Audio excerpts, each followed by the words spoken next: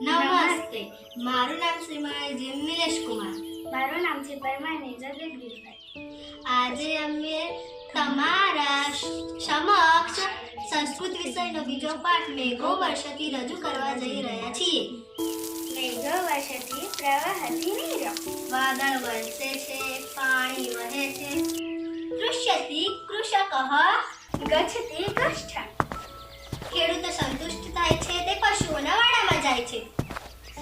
યતિ ચ વૃષભ, તે બળદને લઈ જાય છે. ફલમપી વહતિ, તે હળને પણ ઉપાડી જાય છે. કશતિ શીઘ્ર, તે ખેતર કેળે છે વપતિ ચ બીજં, અને બીજ વાવે છે.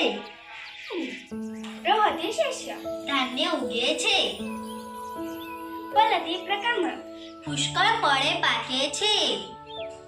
ભવતિ સમૃદ્ધિ મનુકુલ વૃદ્ધિ. સંપત્તિ અને મનુષ્યની વૃદ્ધિ થાય છે. અહીંયા